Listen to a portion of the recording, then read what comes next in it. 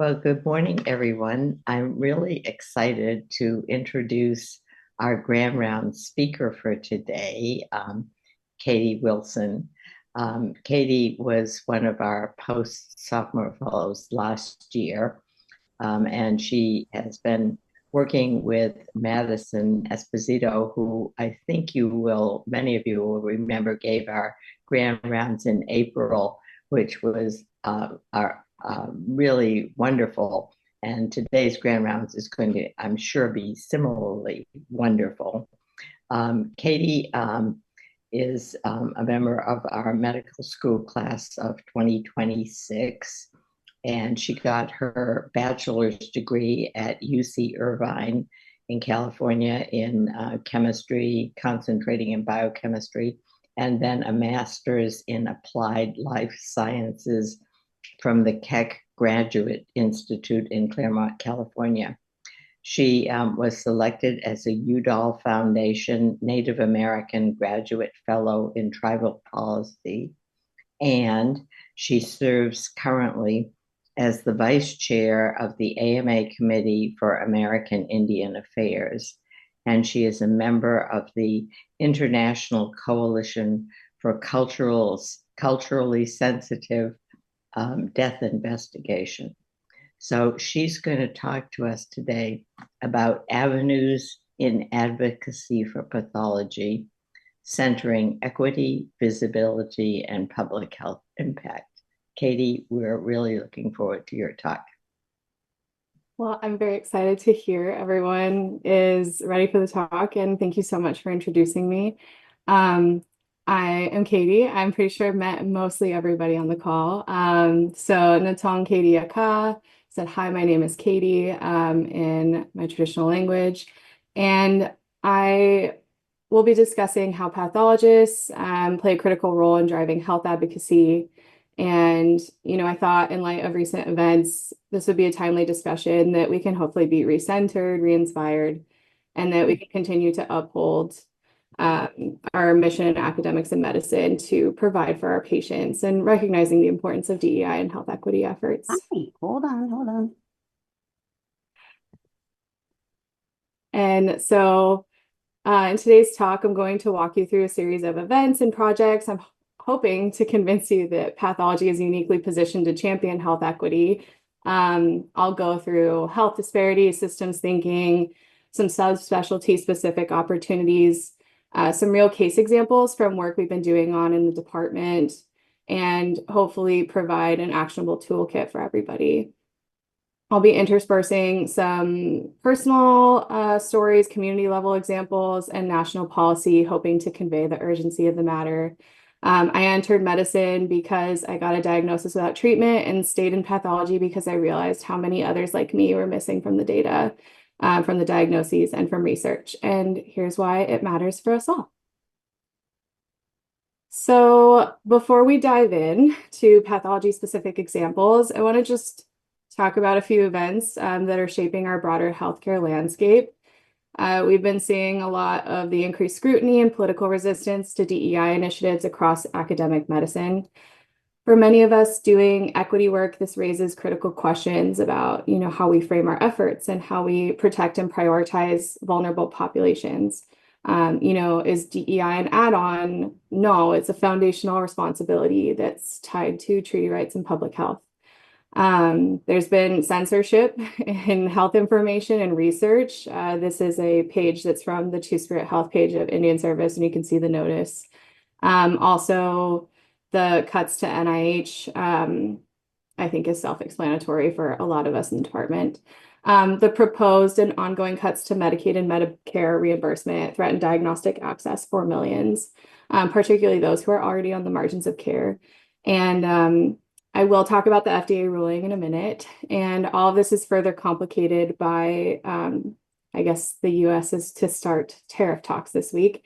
At least when I worked in a lab prior to med school, we got a lot of our antibodies from Beijing, so I'm sure this will be a very interesting time for our lab supply chain. But these events are a reminder that pathology does not exist in a vacuum, and that the politics and reimbursement models surrounding us deeply affect what we can do inside the lab.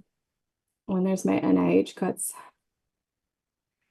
So I'm sure many of you are aware that the U.S. District Court recently ruled that the FDA lacks the authority to regulate lab-developed tests. While many of us, I'm sure, breathe a sigh of relief, it doesn't mean that the risks are gone. So without proper oversight, we may see disparities widen, especially for populations already underserved by molecular and genetic testing infrastructure. CAP wrote a letter calling for significant changes to the proposed legislation when it first came out, and that was primarily focused on patient safety and risk profiles or adverse event reporting. I'm not sure if anyone has heard, this was new to me when I was trying to scour some recent events. Another case with enormous implications is the Braidwood Management versus Becerra. The Supreme Court is expected to rule on whether to uphold a lower court's decision that threatens the Affordable Care Act's requirement for insurers to fully cover services recommended by the USPSTF. This case began as a challenge to the inclusion of PrEP for HIV, but it jeopardizes preventative services covered under the ACA.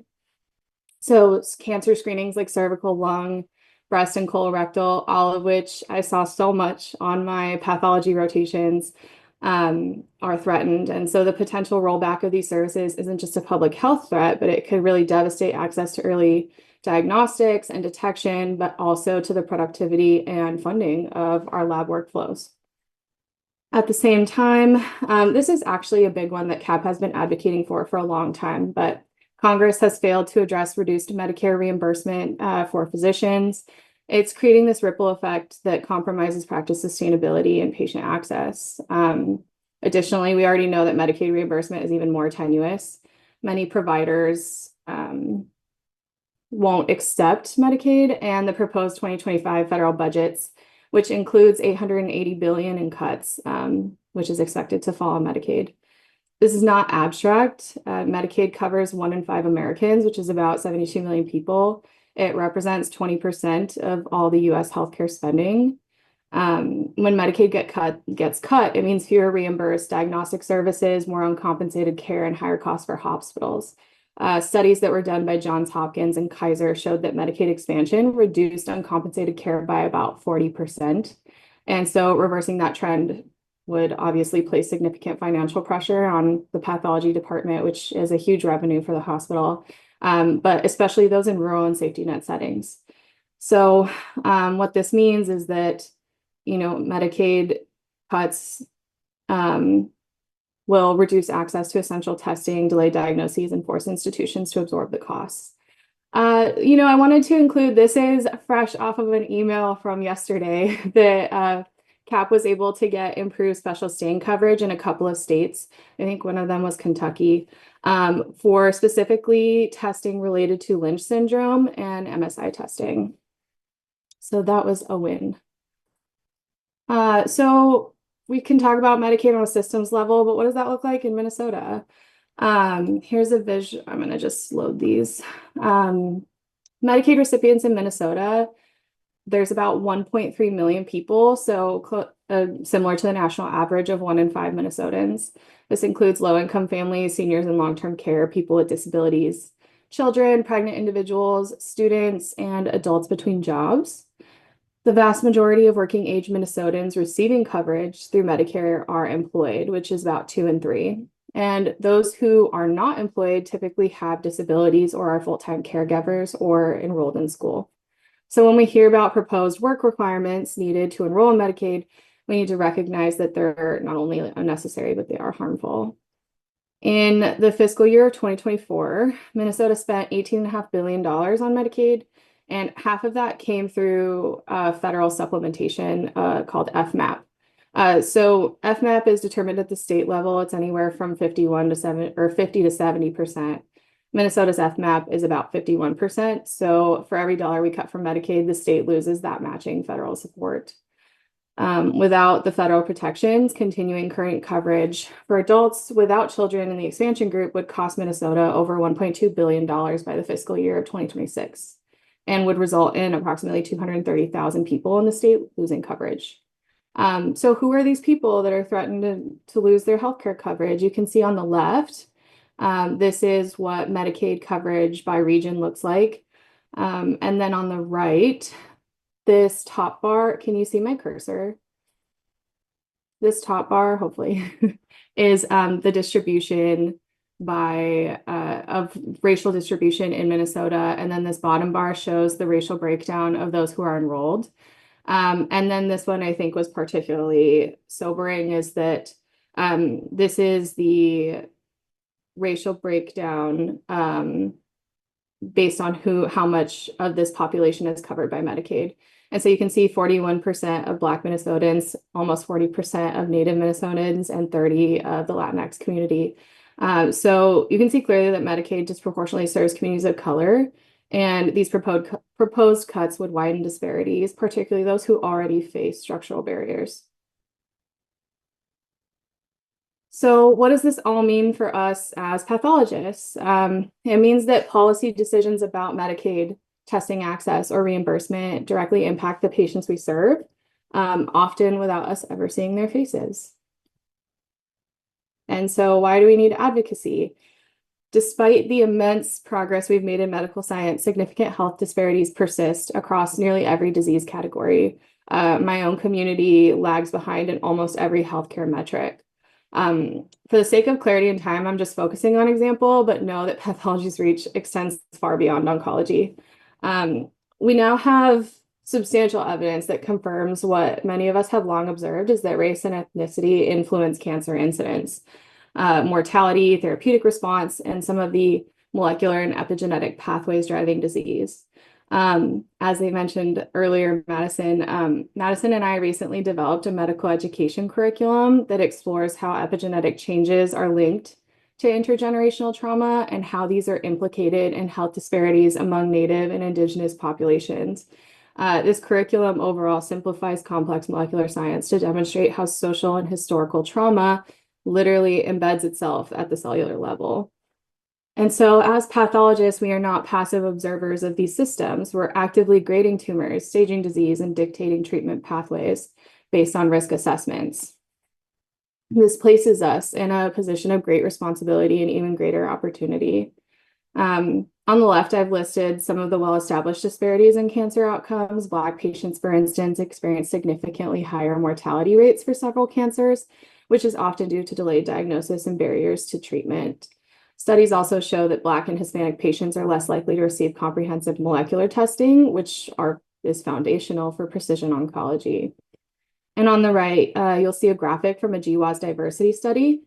It reveals that the overwhelming majority of genomic data is based on individuals of European ancestry. Indigenous ancestry isn't even visualized, which, this erasure has real world consequences, limiting diagnostic tools, the accuracy of risk models, and inclusivity of clinical trials. These disparities are compounded by the unequal access to insurance, concerns around the misuse of genetic data, and deep-rooted mistrust in the medical system, especially among Native and Black communities. So from determining accurate diagnoses to guiding precision treatment decisions, pathology sits at the epicenter of patient care, and advocacy isn't just a luxury, it's a professional obligation if we want to deliver care that is truly equitable. And so my primary focus as a student, as a member of the community, is on improving health outcomes of American Indian, Alaska Native populations. So some background, just that there are currently 574 federally recognized tribes in the US. I specifically emphasize federally because this number excludes state recognized tribes and those whose federal status was revoked. For the sake of simplicity, today's data will focus on those with federal recognition. According to the 2020 census, AIAN individuals make up about 2 to 3% of the US population and about 1.5% here in Minnesota. These percentages may sound small, but they are misleading. So often when decisions are made about allocating institutional resources, our communities are deprioritized under the assumption that they represent a smaller impact. This thinking fails to account for two critical facts. So first, Native populations are the fastest growing demographic in the US. You can see that between the 2010 and 2020 census, while the US population grew about 9%, Native population grew by 85%. Second, these are not just population trends, they reflect the ongoing resilience of our communities that are still recovering from centuries of loss and displacement. And so with that growth comes a need for investment in care as promised through treaty obligations. On the right, you'll see a map of federally recognized tribes across Minnesota. While there's a persistent belief that Native communities primarily live on reservations, the reality is that about 70% of Native individuals live in urban or suburban areas. 7 out of 10 is a consistent statistic I've seen as high as 8 and 10. So yet much of the health data that we rely on, including research that's used in public health decision-making, comes from IHS capture areas. And these data sets disproportionately represent reservation-based or rural populations, meaning that the health experiences of urban Native people are often underrepresented or ignored. And so this misalignment is a core driver of my work and the major reason why projects I'll share later on focus on population visibility, tribal consultation, and correcting systemic blind spots in how we define and deliver care. And so now that we've covered demographics, we can talk about the overall health status of the population. I think the numbers speak for themselves. If you look at the life expectancy over time, the graph on the right, you can see that in the 1940s, there was about a 10-year life expectancy gap. And so over the decades, we saw some progress in narrowing the gap. And this was from establishment of public health infrastructure, expanding IHS services, and improving access to immunizations and primary care. But if you look at just after 2020, that progress essentially disappeared, and we're now back to the 10-year life expectancy gap, we're back to about 80 years ago. So this reversal isn't just a public health failure, it's a signal that structural issues remain deeply unresolved, and that every layer of healthcare, from chronic disease burden, underfunded care systems, systemic racism, misclassification and death records, contributes to this disparity. And I have some more granular data. The disparities we see in AIN health outcomes are multifactorial and deeply rooted in structural inequities. An urgent example is congenital syphilis, which has reemerged nationally, but is rising at an alarming rate in Native communities. This is a preventable condition, and its persistence reflects systemic breakdowns in prenatal care, as well as STI testing and maternal health infrastructure, especially in areas where public health programs are chronically underfunded, that are also further compounded by the devastation of communities and inundated healthcare system during the COVID-19 pandemic. During my time as a post-sophomore fellow, I encountered patterns that reflect national trends, especially in cancer care. So, for example, while overall cancer incidence among Native individuals is about 2% higher than white individuals, the mortality is 18% higher. And so if we look at cervical cancer in particular, our communities are 2 times as likely to develop it and 4 times more likely to die from it, even though it's largely preventable through vaccination and screening. Breast cancer has a similar story. AIN women are 7% more likely to develop breast cancer and 10% more likely to die from it, remaining the second leading cause of cancer-related death among Indigenous women. These disparities are really unacceptable, as there's so many of these conditions that are treatable and preventable and are not a reflection of biological difference, but of systemic failure. And so these barriers, additional factors that contribute are lack of health insurance, limited access to screening, geographic isolation, the pervasive distrust in healthcare systems that stems from a long history of trauma and mistreatment. To close these gaps, I'm constantly trying to find out how we can go about institutional buy-in. So how do we get institutional investment in individuals within the system who are willing to advocate for screening, access, culturally responsive care, and for data systems that accurately reflect our populations? And so I've mentioned limited coverage and insurance access. If we take a closer look at some of the institutional and financial structures that perpetuate these disparities, one of which is federal funding and the Indian Health Service. Really quick, Native individuals can receive care through few channels. Tribal health clinics are one, urban Indian health programs, the IHS or through private healthcare. This really depends on, geography, eligibility, and resource availability. So in terms of IHS, only enrolled members and their descendants of federally recognized tribes are eligible for services through IHS. And that framework itself is a reflection of historical policies of forced relocation, assimilation, urbanization, designed to sever Native people from their communities. We know many individuals who identify as AIN, but have lost the knowledge of their heritage due to these policies, which renders them ineligible for the very services that were exchanged for ceded lands. So for those who do access IHS, care is often under-resourced and fragmented. On the left, you can see the federal per capita healthcare expenditure comparison. Medicare leads with the highest spending. You can see VA is there in the middle, which importantly is a similar direct care model to IHS. And then comes Medicaid, and far off to the right, you'll see the Indian Health Service, which is funded at nearly half the rate of Medicaid, which, is further, which makes the Medicaid cuts even more scary for our communities. This underfunding directly impacts access to specialty care. If services aren't available at IHS, patients rely on the PRC's, the Purchase and Referred Care Program. It's tiered by priority level. So level 1 covers emergency services, 2 is your primary care and basic outpatient, and much of the budget is absorbed by these top tiers. And so for specialty services, you can see on the right, which would involve a lot of what we do in pathology, and a lot of cancer treatments like immunotherapy and precision medicine treatments and chemos are not covered at all. Priority level 5 is designated as not covered, even if it is standard of care. Despite repeated IHS reports to Congress highlighting the urgent need for funding specialty care centers, including pathology, per capita expenditures have remained stagnant. And this isn't just a budget problem, it's a breach of federal trust obligations and places Native patients at a disadvantage. Beyond access and funding gaps, there's a critical workforce issue that directly affects both care delivery and trust in the healthcare system. The underrepresentation of Native physicians.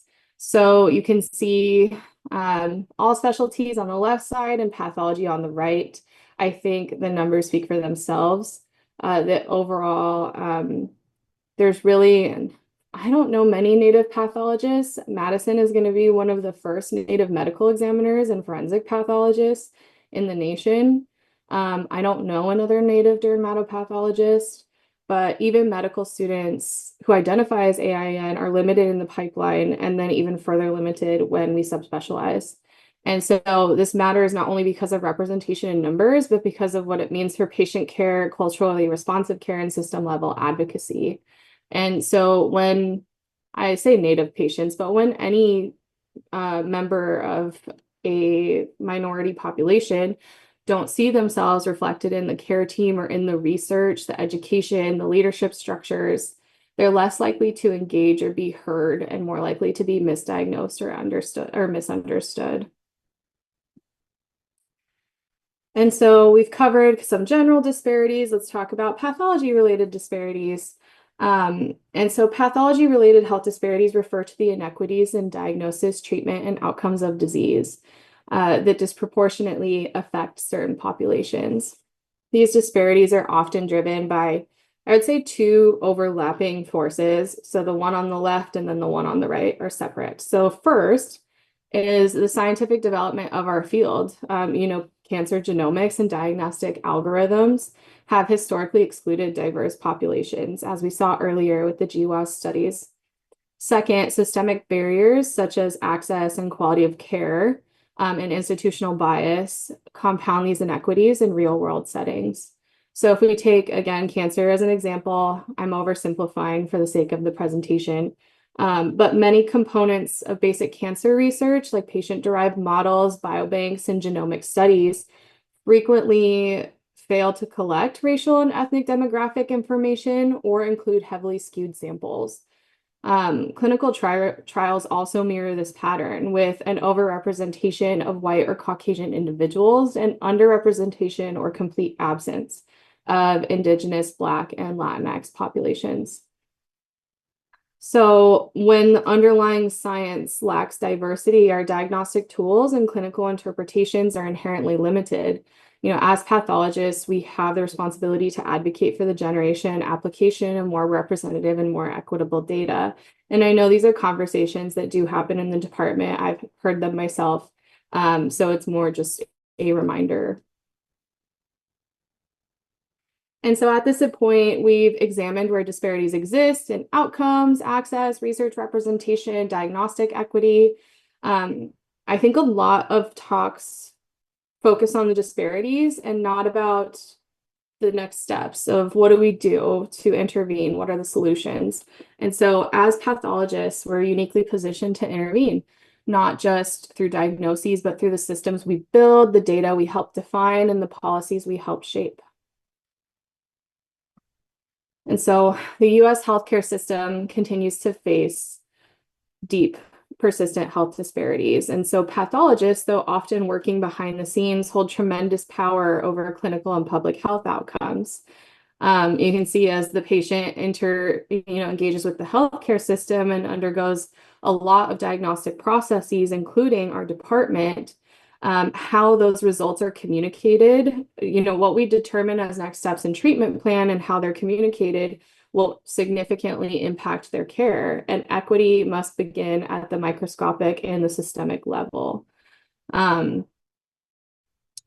pathologists, we determine what gets diagnosed, what data gets count, whose story gets told or erased in these clinical narratives. And so our silence or inaction can perpetuate inequities, but our engagement can change everything from how labs report results to how trials are conducted or how the dead are honored. And so advocacy in pathology is not about stepping outside the lab, but about using our position to ensure that no one is left behind, misdiagnosed, or misrepresented because of systemic bias. And so to put it simply, I see pathology and public health in very much overlapping in more ways than I could have ever imagined. And you can see in disease surveillance, epidemiology, precision medicine, all of which are critical to public health interventions and advancing health in our communities. So I won't walk through this whole table in detail, but I created it to help organize my thinking about how just how central pathology is to research, policy, education, public health, across the entire lifespan. The daily work we do, diagnosing disease, improving test quality, contributing to research, shapes how medicine is practiced and how populations are served, which makes the field not only clinically essential, but perfectly positioned to take on expanded roles in equity, advocacy, and systems change. And so just reiterating that pathology matters in public health, death, forensic investigations, data justice, policy and legislation surrounding diagnostic findings. And, I've seen how everyone in this field is committed to improving the efficiency and the accuracy of the work and biomarker discovery and cost effectiveness and finding new gene alterations or improving risk stratification and outcome analysis. All of these factors contribute to the overall quality of patient care following, and the care that they receive following their diagnoses, which must be equitable. Pathologists interact with every patient through tissue, data, diagnostics, public health decisions. When our field misses the social context like race, rurality, or systemic violence, we miss the opportunity to prevent harm. So, for example, as we talked about, Native communities have the lowest life expectancy in the US, yet remain nearly invisible in most public health data sets and medical literature. And so if we don't apply a health equity lens, we miss a critical opportunity to improve care. And I'm not sure, I'm hoping everybody gets the CAP emails that they send out about all of their advocacy that they've been doing. They lobby to Congress to defend scope of practice or lead efforts on lab equity, especially focusing on pathologist burnout. Getting involved is easier than you think, whether it's like serving on committees, joining Hill Day, or writing legislators. Another avenue is through the AMA, but I just wanted to touch a little bit more on how CAP contributes to this health equity task force and their DEI initiatives. That is truly impressive. So these are some of their health equity policies, which includes Medicaid expansion, not cuts, and how uniquely positioned pathologists are to combat health disparities and inequities. And so in addressing social determinants of health, they've advocated for establishment of councils to increase coordination between health and social service programs, creating health equity programs, coordinating with the CDC, as well as awards and grant fundings for these research projects. Another is standardizing public health data. Madison and I have a paper that's currently under review that was focusing on the representation of Native populations in public health databases. And it was very prevalent that, or evident that everybody has different processes and different methods of collecting and analyzing their data. And so the conclusions you draw are different based on whose data you're using, which, if it's public health data that should be consistent across, many of the data sets are managed by the CSC, and yet they have different, the CDC, and yet they have different protocols in how they collect and manage the data, despite being mostly survey forms.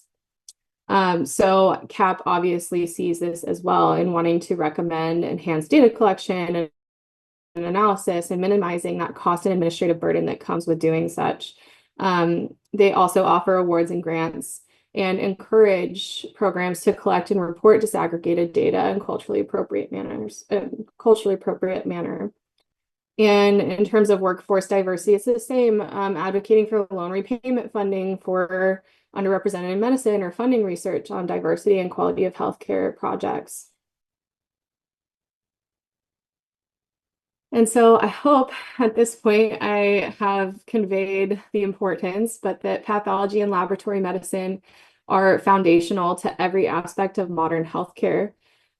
These services, are underpin the safe, effective, and equitable health systems that, drive patient care. Our field powers precision medicine through subtype classification, biomarkers, molecular profiling. We enable more targeted and individualized therapeutic interventions. And so the work behind the scenes, like, again, cancer staging, histopathologic interpretation, and test validation, has direct consequences for treatment decisions, access to therapies, and prognosis. So as pathologists, we determine the diagnoses that shape not just clinical plans. I'll also mention reimbursement and access and billing that curate, we curate the clinical data that flows into public health surveillance and policy making, and especially through autopsies, registries, and molecular diagnostics. We build the surveillance infrastructure that informs population-level interventions. So that's why advocacy is not outside our scope, but is embedded in what we test, report, research, and teach.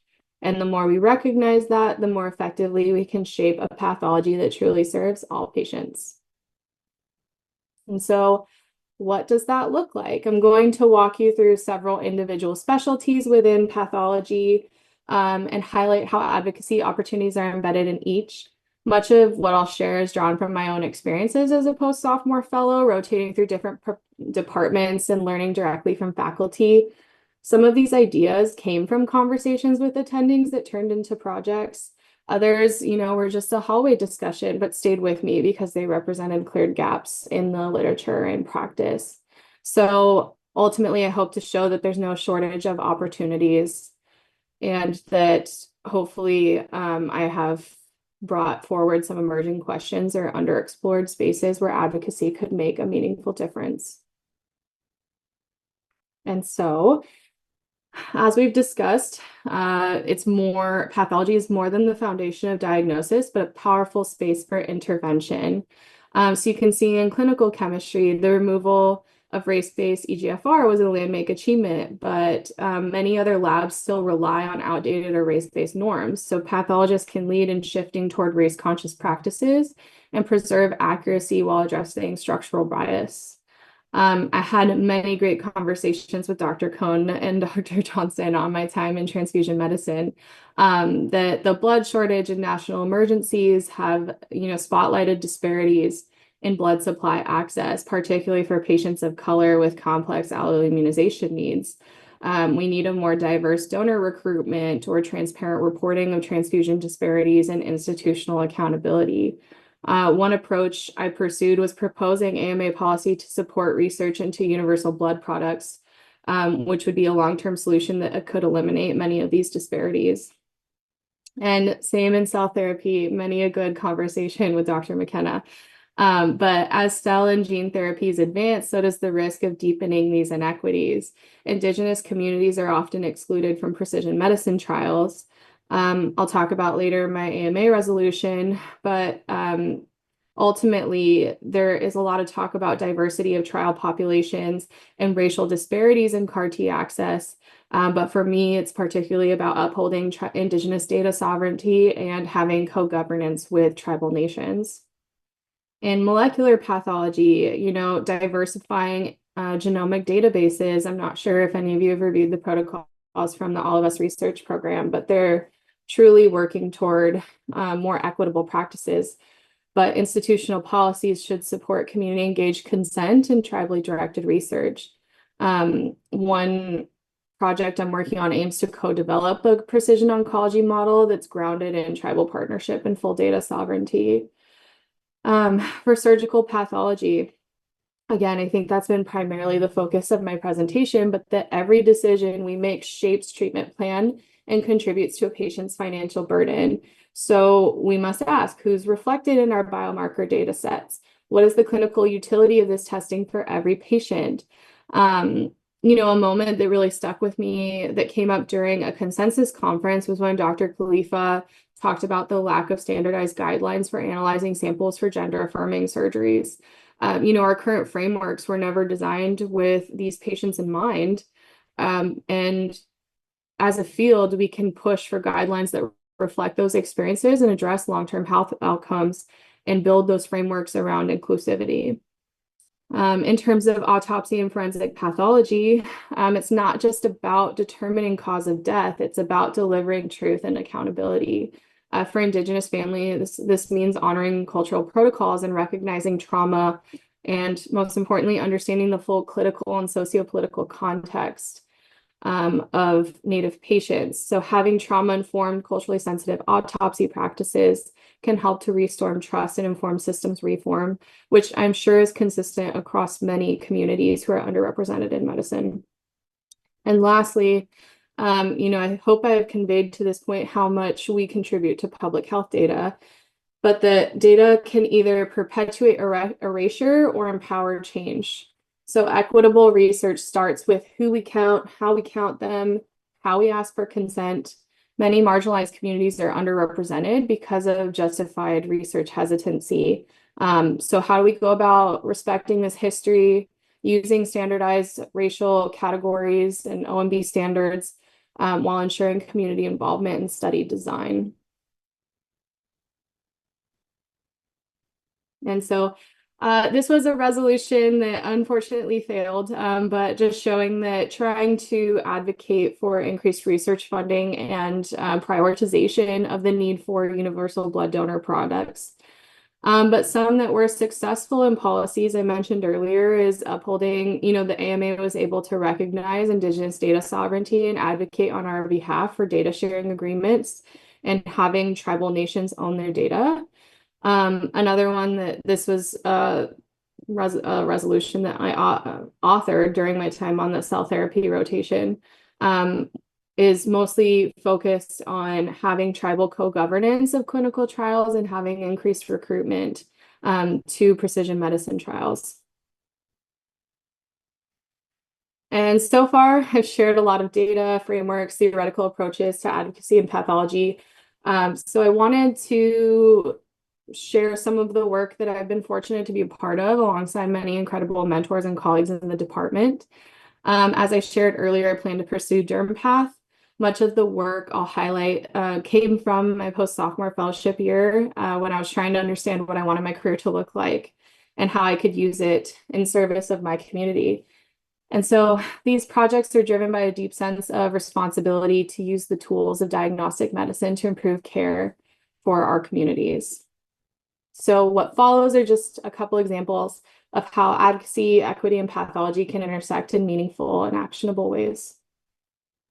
So before diving into the projects, I want to just briefly share how I ended up here because I imagine my story may resonate with many of you. I entered medicine with a simple goal of making invisible patients visible. Growing up navigating the healthcare system as a Native person with an autoimmune condition, I learned that even with access to care, insurance, and transportation, and I had parents that could take off work to take me to these appointments, that the system often doesn't feel built for patients. And so my time in pathology was the first time I felt like I really found my place, a discipline where I can interact with nearly every layer of the system, whether diagnosis, data, public health policy. It's where I realized that meaningful change doesn't always happen in front of a patient. It can happen on a glass slide, in a data set, or in the policies that guide our decisions. And so I wanted to show you some of the people who got me here, my family, my friends, the communities I carry with me in this every space I enter. They are my grounding force. And when advocacy feels hard or abstract, I come back to them because that's why I do this. And so today I want to share some projects. When I was applying for the fellowship in tribal policy, I found myself trying to explain everything I've shared today in one succinct framework. And so this approach to improving health outcomes has three key pillars of policy, research, and education. They're deeply interconnected, and while each stands on its own, they overlap and inform one another. When I first got involved in policy, working with the AMA's committee and the Minority Affairs section, it kind of came to light that policy without data can only go so far. And so many proposals were challenged or stalled simply because there wasn't enough research to back them. And so that's when I turned more deeply toward research, not just to publish papers, but to fill gaps in literature that directly impacts our clinical practice. And so for me, representation is about, or research is about representation, ending data erasure, and bringing our health outcomes into national conversations. It's also about mentorship, whether inviting other Native students into the work or having mentors that are helping me through the process. It's ensuring that we are giving back to our communities and not extracting them, and how both of these inform education.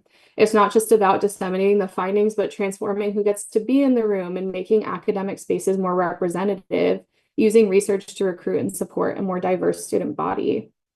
And so you can see research informed policy, policy shapes education, and education strengthens both research and advocacy, and that's how we create lasting change.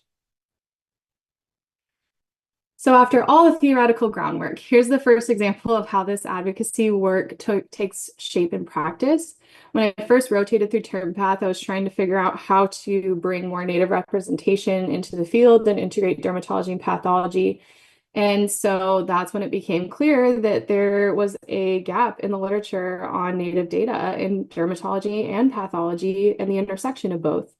And so the CDC had released a report showing that after they corrected for racial misclassification in their data sets, that AIAN individuals have the second highest melanoma incidence rate in the country. And that paper is what catalyzed this project. So with the support of Dr. Jubilino and the department, we launched a research effort to characterize melanoma and psoriasis disparities among the urban Native population that utilizes healthcare services here at the university. What's particularly meaningful is that this project isn't just about filling a gap in the literature, but about building sustainable community-engaged pathways for Indigenous research. So partnering with the Great Lakes Tribal Epidemiology Center and the Center of American Indian Minority Health that's here at the medical school is ensuring that our research is done in tribally directed manner and culturally informed ways. In some ways, I was nervous about how to bridge Western and Indigenous science respectfully, but found is that these partnerships, when centered in humility and shared goals, are not only feasible, but deeply rewarding. And so pathology plays a central role in biopsy interpretation, cross-specialty communication, and improving diagnostic frameworks. Eventually, our goal is to be able to have better biomarkers and better risk factor stratification for our urban Native population that accesses care here. And so while we hope these manuscripts will be available soon, we hope that this work is able to set a precedent for how institutions can uphold tribal sovereignty, support Native-led research, and position pathology as a partner in health equity for many communities. And so equity, visibility, and public health impact are all wrapped into one in this project. So the next project, I know I'm running a little short on time. This next project is especially close to my heart and is one that I've had the privilege of working on with Madison. As we began exploring the MMIP crisis, which is missing and murdered Indigenous people, we recognized a deep and devastating gap in the data. I have some staggering statistics here, but one that's not listed is that Native women are 10 times more likely to be murdered than the national average. And yet these deaths are often underreported, misclassified, or entirely overlooked in public health and legal systems. And so we came to see that medical documentation, especially in death autopsies, forensic and death investigations, can make or break a case and influences whether a case is prosecuted, how it's recorded in mortality data, and whether it's ever truly seen. What we uncovered was twofold, that there's a massive data crisis and a deep inequity in how death investigations are conducted for AIA antecedents. These investigations often lacked the socio-political context or cultural sensitivity and transparency, which continues to reinforce mistrust in the medical legal institution. So we asked, what would it look like if we reimagine this process? Could we integrate culturally informed trauma-aware protocols? This is when the work came about creating a vision for forensic equity. And so we presented a poster at USCAP earlier this year, and the response was truly overwhelming, where a lot of people came up and approached us and had never heard about MMIP or how forensic pathology or how central it is to addressing it. And so I thought I'd review a little bit about MMIP, but then also bring that visibility and illustrate how pathologists have a powerful role to play in addressing this public health crisis. And so MMIP refers to the disproportionate rate at which Indigenous women, children, and Two-Spirit individuals go missing or are murdered, and it's often without resolution, recognition, or justice. May 5th marked, just a couple of days ago, MMIP Awareness Day to demand systemic accountability. And despite advancements in legislation, many cases remain stagnant and meaningful long-term solutions are still lacking. And so it reminds us that this is not a new issue as a result of generations of settler violence and broken treaties and systemic erasure. And so as pathologists, our role is not just in identifying biological causes of death, but also in telling the truth about lives lost, systems failed, and justice delayed. And I thought I'd just put a face to a name and show you the specific totals that are here in Minneapolis and Duluth. I know during our time for our first 1.5 to 2 years up in Duluth, I see there's one that's missing. We know of more that had happened during that time. And so again, just illustrating the data discrepancies, but also showing the disproportionate rates. And so our jobs are not just to document cause of death, but to help ensure that these lives are seen, counted, and remembered. So just some more statistics. I think the main one I want to show is that this data discrepancy and how much we can play a role in correcting it. But of the 10,000 missing person cases, only 116 were ever logged into the database. And a lot of that comes down to not just the legal and justice system, but how we document a lot of the clinical course and cause of death in our findings. And so we identified that there's no true formalized, culturally competent death investigation guidelines for Native decedents, and that this absence leaves room for bias, omission, and systemic failure, especially in terms of MMIP cases. And so this is exactly why the International Coalition for Culturally Sensitive Death Investigations was formed. Madison and Dr. Cowan led an effort to survey key stakeholders, including forensic pathologists and tribal leaders, clinicians, legal experts. And we all created these formal guidelines that reflect unique cultural, social, and political context of these individuals. So again, bringing an equitable investigation, bringing those communities visible in the research, and then being able to apply these in forensic pathology to have a public health impact in mortality data and forensic investigations. Importantly, all of the recommendations, which I'll show on the next slide, we've put forward are feasible within current infrastructure, so they don't require sweeping legislation or new institutions, just insight and a willingness to go one step further in how we care for decedents and their loved ones. And so I won't go through all of them, but these are key community-informed methods for conducting more respectful and effective death investigations involving AIAN individuals. At the heart of these is consultation with tribal nations and community relationships to build trust in institutions that have historically caused harm. The key takeaway here is that pathologists are key stewards in the medical documentation that can influence both public health interventions and legal proceedings. And so how does our language and interpretation impact families and communities? Do we take the time to understand the social, cultural, and historical context of the decedent? And do we know what it means to write a report that a tribal community will read? And so much of this is still unknown, but there are clear, actionable ways we can improve through these guidelines. And then just a lot of this work overlaps with policy that I've helped co-author and be officially adopted by AMA policy so they can advocate on our behalf. And so how do we as pathologists reconcile the demands of our daily work, reviewing hundreds of slides, issuing time-sensitive diagnoses, guiding complex clinical care, and still have capacity to engage in advocacy? For me, it really comes down to sustainability and strategy. And so it's about leveraging the work that we already do and having multidisciplinary channels to create that long-term impact. So health policy, for example, you don't need to build, you don't have to reinvent the wheel. You don't need to build new advocacy infrastructure from scratch. Organizations like the AMA and CAP already have existing frameworks that allow us to contribute meaningfully with less burden. And whether that's resolution writing, policy review, expert testimony, is up to you. Another accessible path is journal response letters. I think this and data justice movements are so powerful because I think they really don't require too much intensive time burden work and have academic accountability. So writing letters when you do see data erasure or racial misclassification, or ensuring that our health record system does have representative race and ethnicity data, or making sure that your research, when it is reported, abides by OMB standards, are all ways that I think don't really require very much effort and have huge impacts on how we do research at the institution. There are also critical areas that trainees could be involved in, and that's another element that could be mentorship and advocacy at the same time.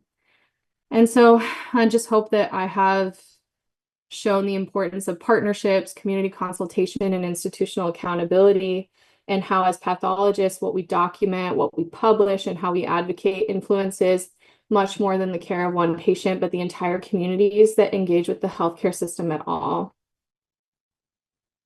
And so with that, I thought I should provide some tangible elements. I promise I'm almost done, Dr. Powell. So here's a advocacy toolkit. I can send this out with the links, but essentially looking at the three approaches, we can abide by OMB standards, report disaggregated racial data, ensuring that we have diverse protocols in clinical trials, or using other models that people have already done and applying to our institutions, such as the All of Us research program. Again, I think it's intentional research with communities and with tribes, not on communities, not on tribes. And then on the policy front, joining a CAP committee, there's amazing opportunities and many areas of advocacy. It's not just about health equity in the sense of diversity in populations, but in how we are reimbursed for our services and how we as practitioners have protected scope of practice. There's ways to get involved with the AMA. You can write letters to representatives, journals, or op-ed pieces with trainees. And then for education, all of this is about who we bring to the table and who we are allowing to participate in higher education. And so this toolkit is meant to be a starting point to visualize what's possible, and a reminder that wherever you sit in pathology, you have power. And I thought I would have time for this, but I'll just encourage everybody to reflect on one way that your work connects to broader equity efforts. And then in closing, pathology is not extracurricular, it's essential. It's about who's in the room, mutual accountability, and what we owe the communities we serve. And so thank you for letting me talk, and I hope you'll all consider what advocacy could look like in your corner of pathology. And I'd just like to thank the wonderful department and all of these people that have supported me. I know it's not everybody, but these are especially notable individuals. And just wanted to say thank you. Oh, thank you, Katie. That was absolutely wonderful. And I know John has a question, but I just want to jump in with one question. I am actually on the advocacy committee for the American Association for Academic Pathology.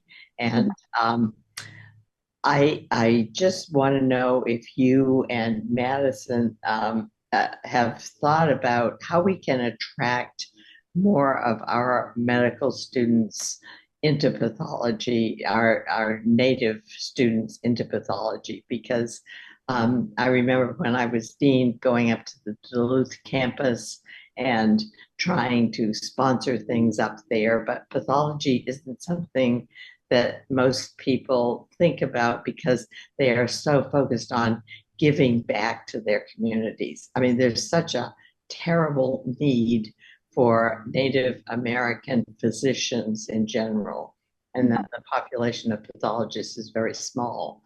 I only know of one, and she was a graduate of our residency program. And what can we do? Yes, this is something we talk about all the time, and Maddie and I have been going to conferences and showing how amazing pathology is and trying to recruit more people. Dr. Aries is possibly going to have your third native PSF, so he's creating a pipeline of I think the PSF, just top of mind is that the PSF program was absolutely amazing. And I have been sharing it with every Native connection that I have, that regardless of whatever specialty you want to go into, pathology is becoming deprioritized in medical curricula. And I think that I performed so much better on my third year rotations and am a better research scientist and academic and have a much better application for any residency because of the program and the value that pathology gives on that foundational medical, knowledge. We talk about it all the time, and I think it's just, relying on the ones that are already in the field to be able to facilitate those connections. We actually started thinking about how to write to a journal about PSF pipelines being a way of recruiting more marginalized communities, because they do really just, give you that edge that you might not have as someone coming from families that don't have physicians in medicine, that don't know how the system works and having to overcome the barriers. But beyond that, I think the best thing you can do is mentor. I am forever grateful for the mentors I've had. They've made me a better person, a better clinician, a better pathologist. And I think it really just goes a long way. And so, yes, reaching out. We do talk about, and sorry, one quick side note, we do talk about a lot. You're right. Many Native students get, pigeonholed into doing family practice. And so we have made it very intentional that when we go to conferences and speak at national meetings, to talk about that there are more ways to give back to the community than doing family practice. And Madison and I talk about that a lot. And I think her work in forensic pathology is especially powerful in showing just the possibilities of, things that people probably never thought of and how critical they are in public health. And I appreciate that it's something you think about and advocate for. Yeah, no, it's amazing. I don't know that many, even in our department, know about Duluth and the center there for Native American health, which is wonderful.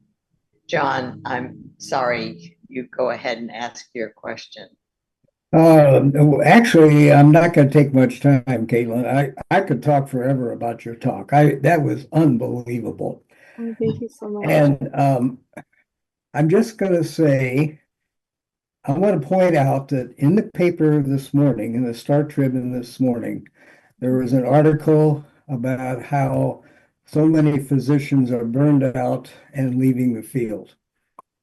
And I just want to make one comment. In the last several months, it has become extremely evident to me that every single physician has to be involved in advocacy and has to be involved in politics. We cannot sit back anymore and say, I just don't do politics. We have got to be involved. Otherwise, we aren't going to have a profession anymore. I just want to, and your talk just emphasized that. Thank you so much. Thank you so much for everybody listening. And yeah, I know politics is not fun for everybody. It can be very frustrating and very taxing. And I hope that you can see that there are many ways to get involved, whether it's, small or big, whatever you have capacity for. But it is critical, and medicine is political, whether we like it or not. And this is how our field is changing. And, pathology is just so uniquely positioned to be able to make those changes. And people in pathology are so happy and invigorated and always curious about how to make things better, how to improve process efficiency, which is really what, when I did my research here, I felt at home. I felt really inspired and reinvigorated and energized to be able to do this work. And so I hope other people feel the same.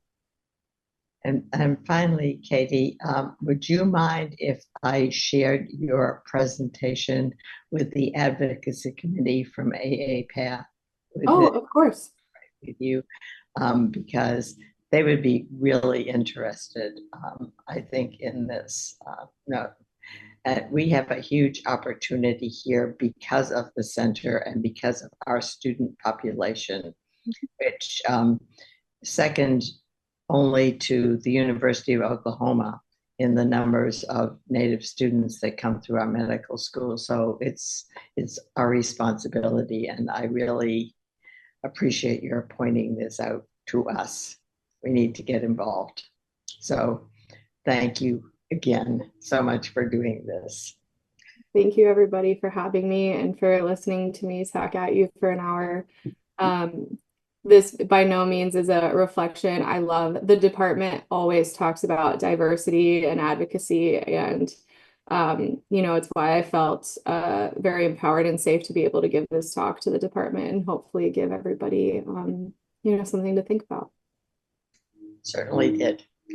Okay, thank you very much, everybody, today. Wonderful job, Katie. Thank you.